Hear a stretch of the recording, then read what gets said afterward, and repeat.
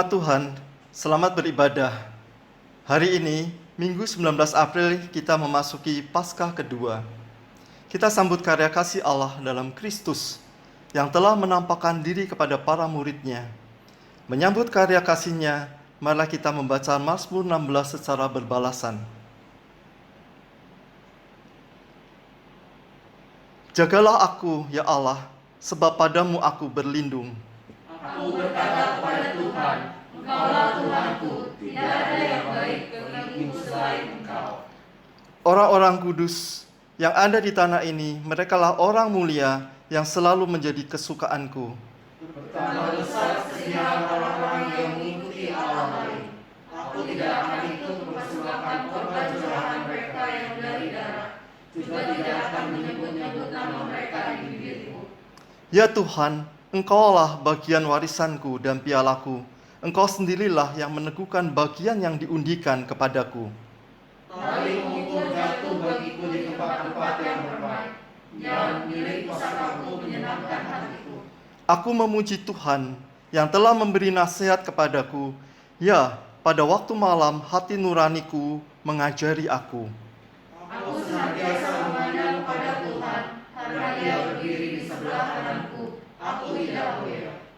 Sebab itu, hatiku bersukacita dan jiwaku bersorak-sorak. Bahkan tubuhku akan diam dengan tenteram. Sebab Engkau tidak menyerahkan aku ke dunia orang mati, dan tidak membiarkan orang kudusmu melihat kebinasaan. Engkau memberitahukan kepadaku jalan kehidupan. Di hadapanmu ada sukacita berlimpah-limpah. Di tangan kananmu ada nikmat senantiasa. Mari kita bersama-sama berdiri menyanyikan Kidung Jemaat 194 bait 1 sampai dengan 3. Dikau yang bangkit maha mulia. Oh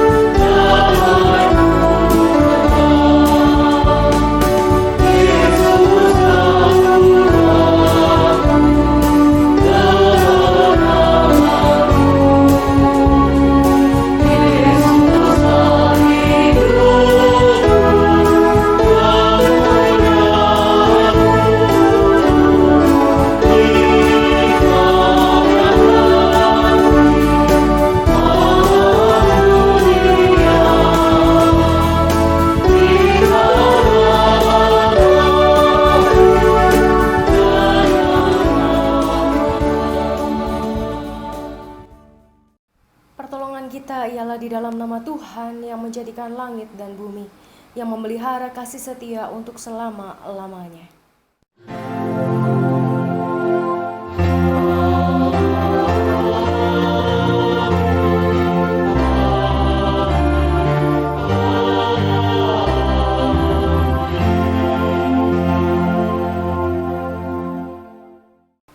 Kiranya kasih dan damai sejahtera dari Allah Bapa, dari Tuhan Yesus Kristus melalui persekutuan Roh Kudus, menyertai saudara sekalian.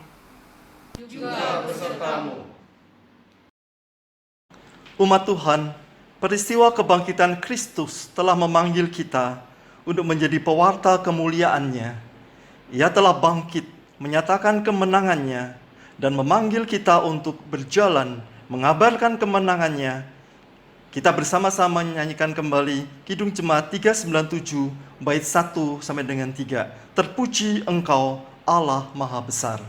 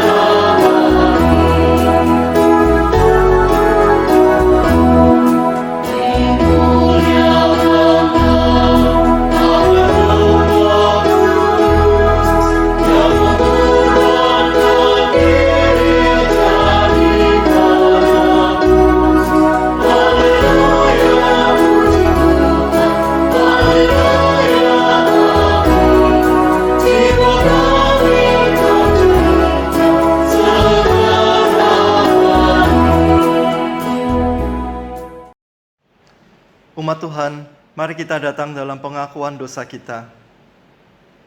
Ya Allah, kami bersyukur atas kasih-Mu yang telah menyertai kami melewati badai hidup. Kami bersyukur atas curahan kasih-Mu dalam perjalanan hidup kami. Karya kasih-Mu telah membuat kami menikmati hidup demikian indahnya. Namun, dalam perjalanan berikutnya, kami sering melakukan langkah menurut kehendak kaki kami, bukan mengikuti langkah kaki Allah.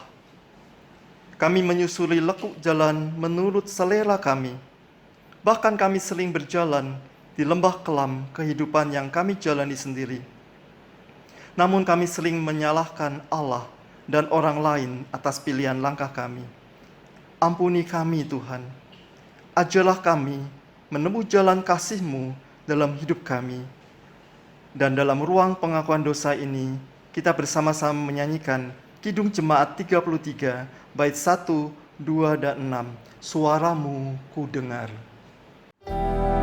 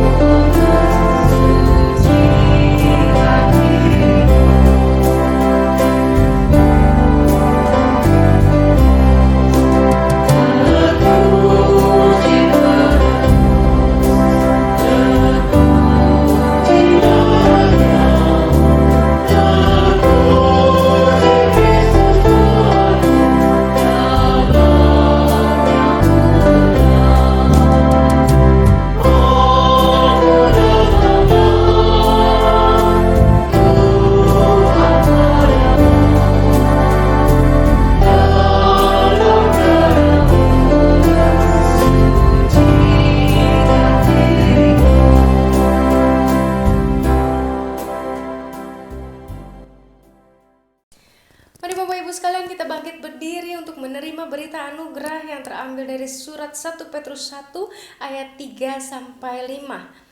Terpujilah Allah dan Bapa Tuhan kita Yesus Kristus, yang karena rahmat-Nya yang besar telah melahirkan kita kembali oleh kebangkitan Yesus Kristus dari antara orang mati kepada suatu hidup yang penuh pengharapan, untuk menerima suatu bagian yang tidak dapat binasa, yang tidak dapat cemar, dan yang tidak dapat layu, yang tersimpan di sorga bagi kamu, yaitu kamu yang dipelihara dalam kekuatan Allah karena imanmu, sementara kamu menantikan keselamatan yang telah tersedia untuk dinyatakan pada zaman akhir. Demikianlah berita anugerah dari Tuhan. Berbahagialah setiap kita yang menerimanya dengan sukacita. Damai Tuhan besertamu.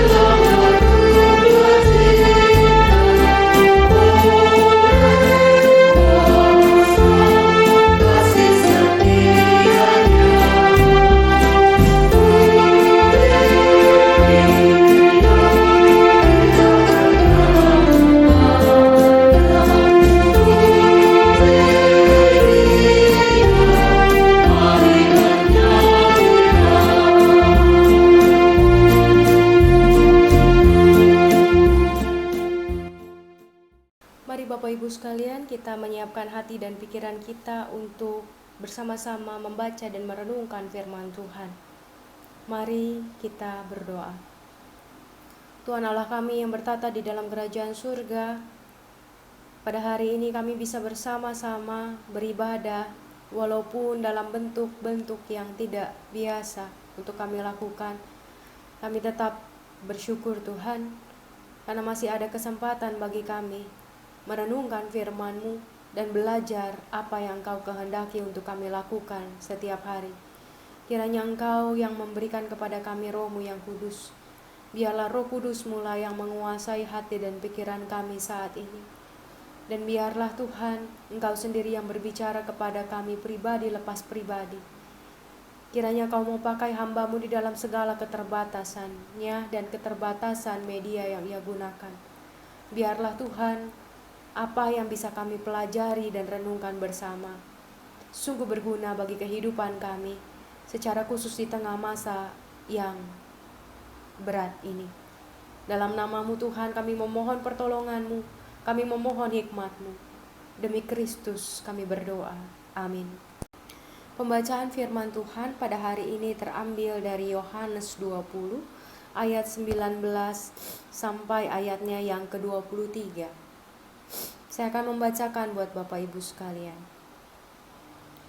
Yohanes 20 ayat 19 sampai 23. Ketika hari sudah malam, pada hari pertama minggu itu, berkumpullah murid-murid Yesus di suatu tempat dengan pintu-pintu yang terkunci karena mereka takut kepada orang-orang Yahudi. Pada waktu itu datanglah Yesus dan berdiri di tengah-tengah mereka dan berkata, "Damai sejahtera bagi kamu." Dan sesudah berkata demikian, ia menunjukkan tangannya dan lambungnya kepada mereka. Murid-murid itu bersuka cita ketika mereka melihat Tuhan. Maka kata Yesus sekali lagi, "Damai sejahtera bagi kamu. Sama seperti Bapa mengutus aku, demikian juga sekarang aku mengutus kamu." Dan sesudah berkata demikian, ia mengembusi mereka dan berkata, "Terimalah Roh Kudus. Jika kamu mengampuni dosa orang, dosanya diampuni. Dan jikalau kamu menyatakan dosa orang tetap ada, dosanya tetap ada." Sedemikian jauh pembacaan firman Tuhan. Berbahagialah kita yang membaca, merenungkan firman Tuhan. Haleluya. Halo, selamat pagi Bapak Ibu yang terkasih di dalam Tuhan. Selamat hari Minggu. Tanpa terasa kita sudah memasuki Minggu Paskah yang kedua. Dan saya bersyukur bahwa di tengah keterbatasan kita menjalankan ibadah, kita masih diberikan kesempatan oleh Tuhan, teknologi oleh Tuhan untuk bisa tetap menikmati kebaikan Tuhan, merenungkan firman Tuhan, menaikkan pujian bersama-sama dengan saudara-saudara kita, walaupun di rumah masing-masing dan di dalam segenap keterbatasan. Bapak Ibu, Minggu Paskah yang kedua ini saya beri tema Yesus Dia yang mematahkan belenggu. Bapak Ibu, kalau kita perhatikan bacaan kita hari ini yang terambil dari Yohanes 20 ayat yang ke-19 sampai 23, kita bisa menemukan beberapa fakta yang menarik pada hari ini. Fakta pertama adalah bahwa kisah yang baru saja kita baca bukanlah kisah sebelum kebangkitan Yesus. Dan itu perlu sekali untuk kita garis bawahi. Bahwa kisah yang baru saja kita baca bersama bukanlah kisah sebelum kebangkitan Yesus Kristus. Kalau kita membaca Yohanes 20 secara khusus ayatnya yang ke-11 sampai ayat 18, kita dapat sebuah fakta bahwa Yesus sudah bangkit. Dan Yesus sudah menampakkan diri kepada Maria Magdalena. Dan Maria Magdalena sudah memberitahu kepada para murid apa yang terjadi. Bahwa Yesus sudah bangkit. Tapi ternyata para murid memilih untuk dikuasai oleh ketakutan dan keraguan mereka. Betul, memang pada saat itu perempuan tidak mendapat tempat. Betul, memang pada saat itu apa yang diucapkan seorang perempuan bukanlah sesuatu yang patut untuk dipikirkan dan dipertimbangkan kebenarannya. Betul, saat itu kondisi para murid memang sangat-sangat tertekan. Karena orang-orang Yahudi betul-betul mengejar mereka. Tapi mereka membiarkan ketakutan itu, keraguan itu, termasuk bahkan asumsi yang ada di dalam pikiran mereka, menguasai mereka. Sehingga mereka akhirnya memilih untuk berkumpul di dalam sebuah tempat dengan pintu-pintu yang terkunci karena ketakutan yang mereka alami. Bapak Ibu yang terkasih di dalam Tuhan, menarik sekali ketika kita bisa pada saat ini merenungkan soal ketakutan. Karena kondisi situasi kita memang sedang memberikan horor kepada setiap kita. COVID-19 sudah mengambil begitu banyak nyawa dan sudah terpapar kepada begitu banyak orang. Apakah kita akan menjadi salah satunya? Kita nggak pernah tahu. Tapi Tuhan mau kita tidak membiarkan diri kita dipenuhi oleh ketakutan. Di tangan saya ada toples. Toplesnya masih kosong. Ibaratnya ini adalah diri kita. Setiap hari kita memasukkan ketakutan. Sebelum COVID-19 ada, kita sudah punya ketakutan. Walaupun mungkin cuma satu, atau mungkin cuma dua. Ketika COVID-19 ini ada, kita memasukkan lebih banyak lagi batu-batu ketakutan di dalam toples hati dan pikiran kita. Sehingga setiap hari bebannya semakin berat. Semakin banyak kita membaca berita, semakin banyak kita membaca WA group, semakin banyak kita membaca postingan-postingan lewat media sosial, semakin banyak ketakutan yang kita masukkan di dalam toples hati dan pikiran kita. Dan semakin lama, semakin penuhlah toples ini dengan kekhawatiran yang membuat hidup kita makin berat. Akhirnya kita rasanya ngap.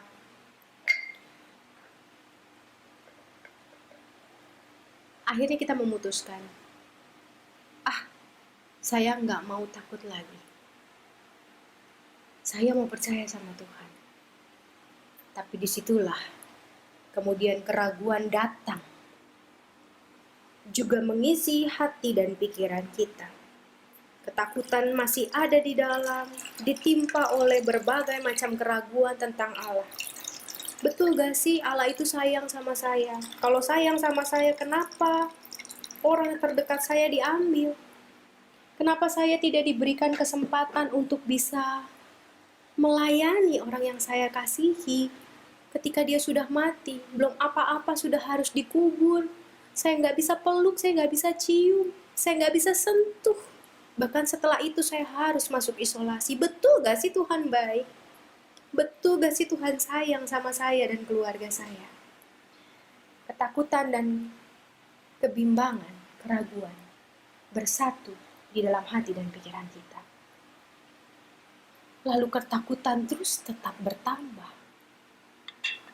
Akhirnya kita memutuskan untuk menutup supaya tidak ada lagi ketakutan dan keraguan yang masuk.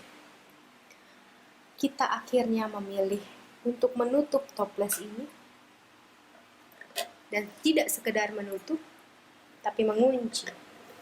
Saya tidak mau lagi lihat berita, saya tidak mau lagi lihat WhatsApp grup, saya tidak mau lagi lihat postingan-postingan di media sosial.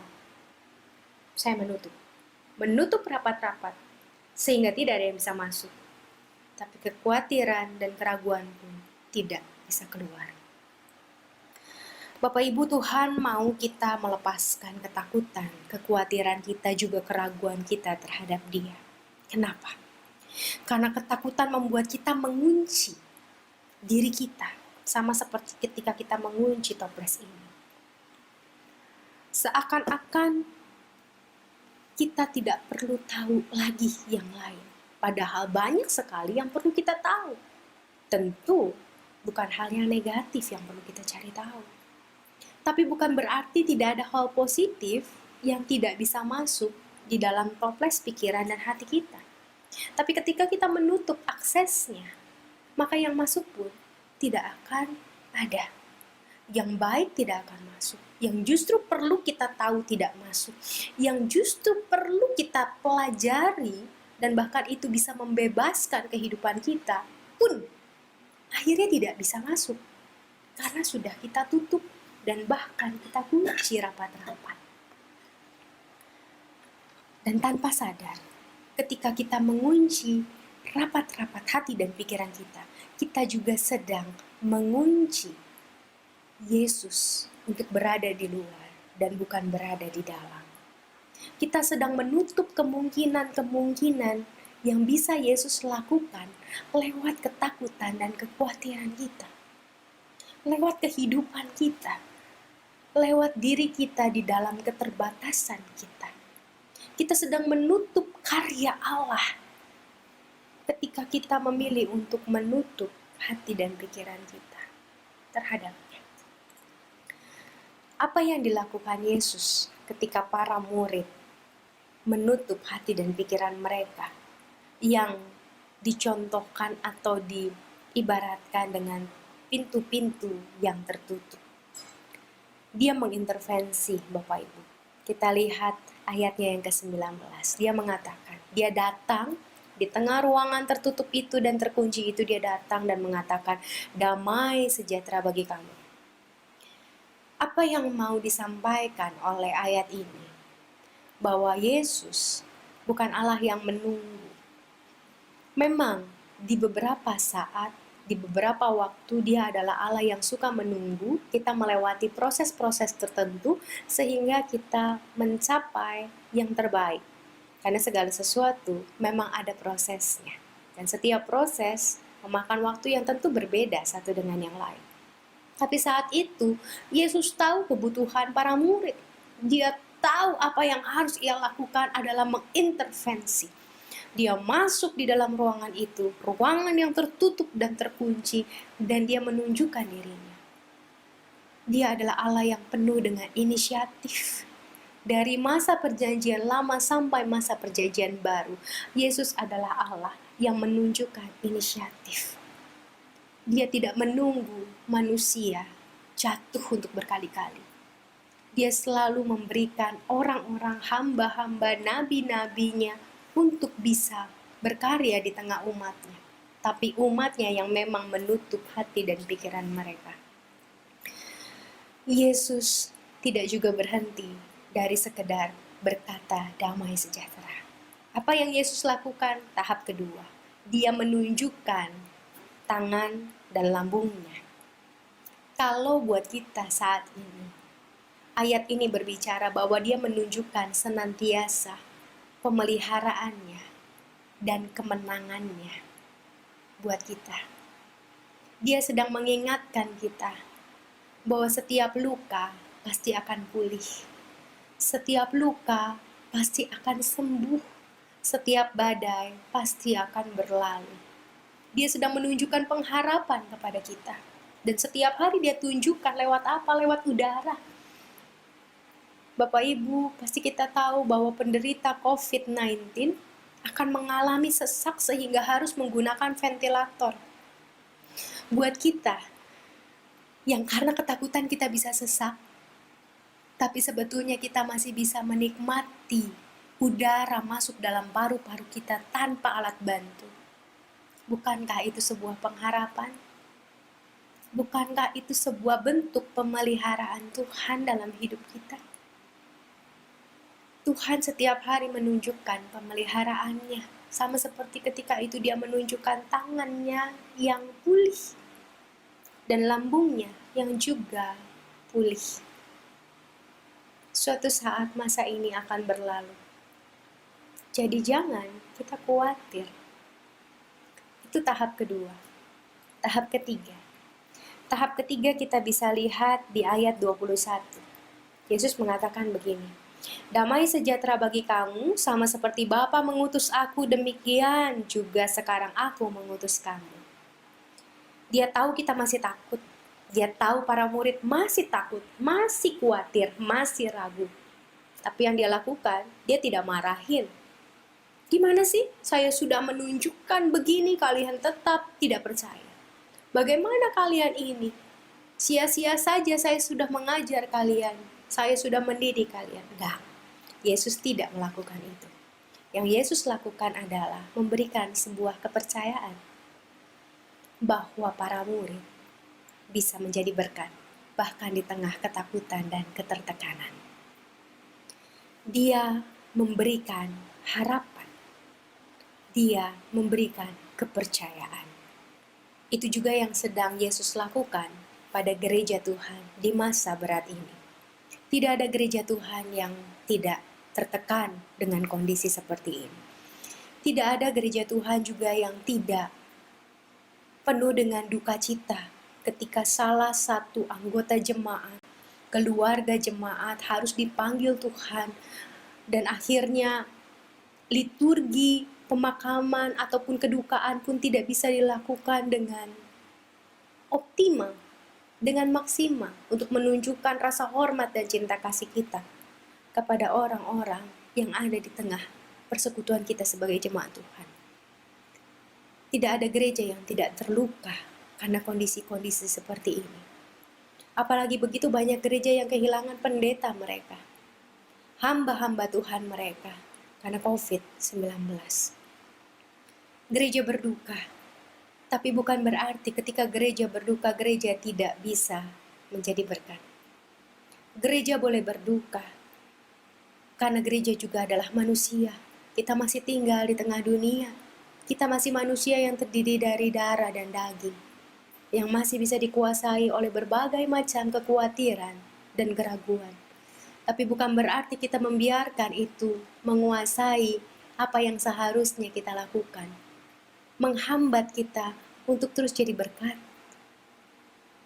Gereja tidak boleh membiarkan ketakutan, sehingga mereka tidak bisa melakukan apa yang Tuhan percayakan kepada kita sebagai gereja Tuhan, sebagai tubuh Kristus. Bagaimana caranya? Yesus memang memberikan kepercayaan, dan Dia memberikan kepada kita kepercayaan lewat firman-Nya setiap hari.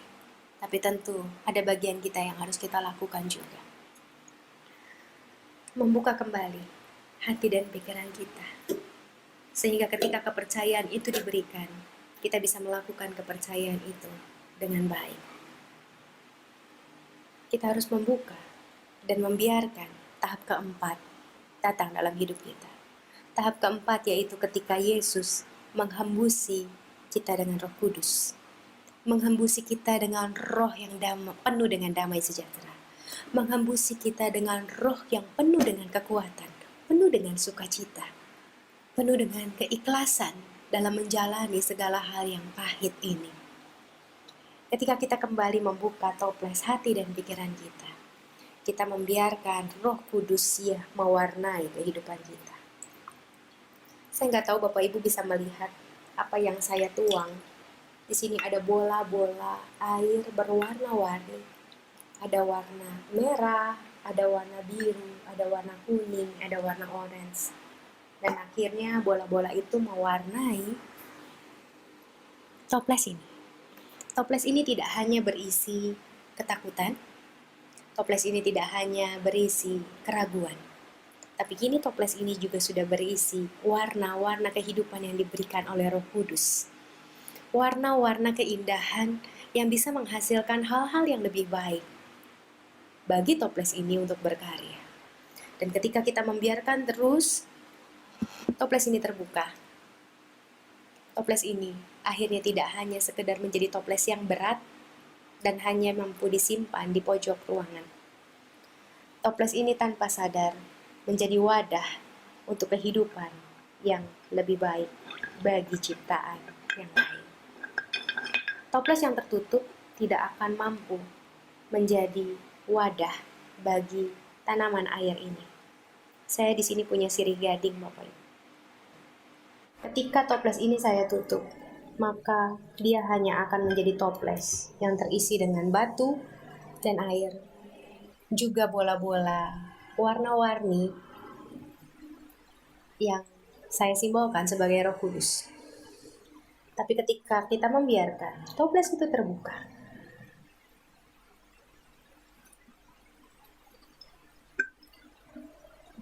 memang tidak banyak, tapi paling tidak ada yang bisa kita wadahi. Memang tidak semua pohon bisa masuk dalam toples ini, tapi paling tidak toples ini kini menjadi sesuatu yang berguna. Apakah kekhawatiran hilang? Tidak. Apakah keraguan hilang? Tidak. Sebagai manusia, normal kita punya ketakutan dan kekhawatiran. Tapi ketika kita mulai membuka, kita membiarkan warna-warna keindahan dari Roh Kudus hadir dalam hidup kita, maka kita akan menjadi wadah yang indah untuk menghidupi ciptaan lain, sesama kita, saudara kita, sahabat kita, keluarga kita di dalam persekutuan Gereja Kristen Indonesia. Jadilah wadah yang terbuka, karena Tuhan sudah mematahkan setiap belenggu-belenggu ketakutan dan kekhawatiran lewat kehadiran Roh Kudus. Ya, kita memang manusia, tidak sepenuhnya dan belum sempurna, kita bisa mengatasi khawatir dan ragu kita. Tapi bukan berarti Roh Kudus tidak bisa menolong kita untuk mengatasi itu semua. Sehingga gereja di masa pandemi seperti ini tetap menunjukkan karya Allah yang besar, yang baik, dan yang indah dalam hidup. Tuhan Yesus memberkati. Amin.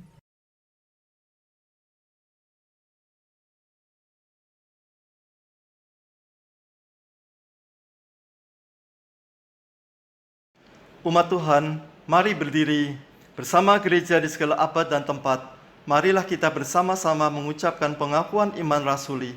Hendaklah setiap umat beriman mengungkapkan, Aku percaya pada Allah, Bapa yang Maha Kuasa, Khalik langit dan bumi, dan kepada Yesus Kristus, anaknya yang tunggal Tuhan kita, yang dikandung dari Roh Kudus, lahir dari anak darah Maria, yang menderita sengsara di bawah pemerintahan Pontius Pilatus, disalibkan, mati dan dikuburkan, turun ke dalam kerajaan maut. Pada hari yang ketiga, bangkit pula dari antara orang mati, naik ke sorga, duduk di sebelah kanan Allah, Bapa yang Maha Kuasa, dan dari sana ia akan datang untuk menghakimi orang yang hidup dan mati. Aku percaya pada Roh Kudus, gereja yang kudus dan am, persekutuan orang kudus, pengampunan dosa, kebangkitan orang mati, dan hidup yang kekal. Amin.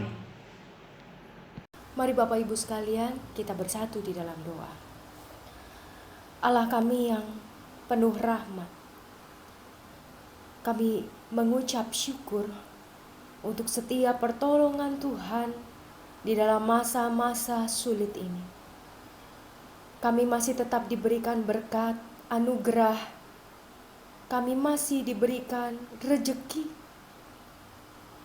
Kami mengucap syukur untuk setiap pimpinan Tuhan ketika kami harus bekerja dari rumah, mengajar anak-anak kami, belajar dari rumah juga, mengerjakan setiap tugas dan tanggung jawab kami. Itu semua karena kebaikan Tuhan. Kami mengucap syukur bahwa masih ada alasan bagi kami untuk bersukacita setiap hari, karena Tuhan terus ada bersama dengan kami. Hari ini kami mau berdoa Tuhan secara khusus, Tuhan, untuk bangsa dan negara kami. Kiranya kami berdoa Tuhan untuk pemimpin kami, untuk Pak Presiden Joko Widodo, di dalam pergumulannya menjadi seorang presiden di tengah bangsa yang begitu besar, begitu kompleks, begitu banyak perbedaan dan tantangan. Kiranya Engkau limpahkan hikmat kepadanya Tuhan, kesabaran, kekuatan, sehingga ia bisa melakukan tugas dan tanggung jawabnya sebagai pemimpin di tengah bangsa ini dengan sebaik-baiknya menurut cinta kasih Tuhan saja. Kami juga berdoa Tuhan untuk setiap jemaat Tuhan, gerejamu di Indonesia, di seluruh dunia, agar gerejamu juga tetap menjadi teladan di tengah masa-masa yang membutuhkan sukacita dan pengharapan ini. Biarlah gerejamu terus menyatakan kasih-Mu, menyatakan kehendak-Mu, menyatakan apa yang baik dan benar menurut firman-Mu.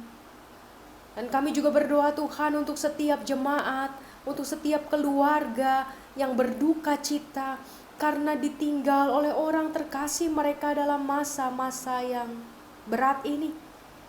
Ketika kami tidak diperkenankan untuk bisa berlama-lama dengan orang yang kami kasihi, seperti normalnya kami melepas seseorang yang kami cintai dalam keluarga. Kami berdoa agar setiap keluarga senantiasa dikuatkan, dihibur, dan mendapatkan damai sejahtera dari sorga saja. Sehingga ketika mereka memiliki keterbatasan waktu untuk bisa bersama dengan mereka yang telah pergi,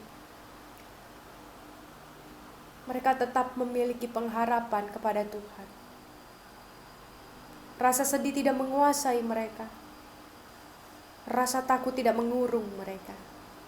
Maka Tuhan, tolonglah kami.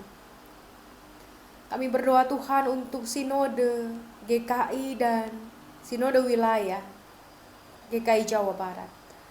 Biarlah melalui pelayanan mereka, melalui tim GKI, lebih banyak lagi orang-orang yang dipenuhi kebutuhan hidupnya. Kebutuhan akan alat pelindung diri, masker, hand sanitizer, sembako, dan lain sebagainya. Kami percaya Tuhan, tim GKI bisa menjadi perpanjangan tangan Tuhan untuk terus memelihara kehidupan kami sebagai komunitas bersama. Maka biarlah Engkau yang memberikan hikmat kepada tim GKI, dan secara khusus tim GKI Muara Karang, agar tim kami sungguh mewartakan cinta kasih Allah, mewartakan kebaikan Allah, keramahan Engkau dan kepedulian Engkau sebagai Raja atas semesta. Inilah doa kami yang jauh dari sempurna, kami naikkan di dalam satu nama Tuhan kami, Yesus Kristus, yang telah mengajar kami berdoa bersama. Bapa kami yang di dalam surga, dikuduskanlah namamu, jadilah kehendak-Mu di bumi seperti di surga. Berikan kami pada hari ini makanan kami yang secukupnya. Ampunilah kami akan kesalahan kami seperti kami mengampuni orang yang bersalah kepada kami. Dan janganlah membawa kami ke dalam pencobaan, tapi lepaskanlah kami daripada yang jahat. Karena Engkaulah yang punya kerajaan dan kuasa dan kemuliaan sampai selama-lamanya. Amin.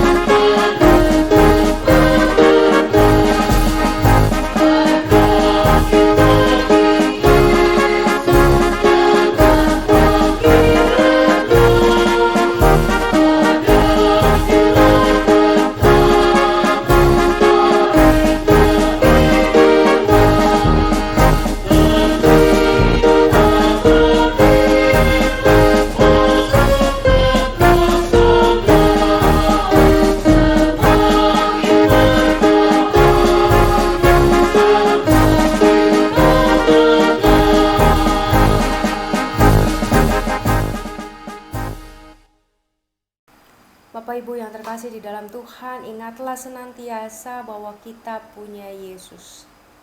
Dia yang pernah hidup dan yang sekarang hidup di dalam diri kita masing-masing. Dia yang akan membuka setiap belenggu-belenggu ketakutan, kekhawatiran yang ada dalam hati dan pikiran kita, sehingga kita bisa maju dalam hidup, dalam pengharapan bersama dengan Dia.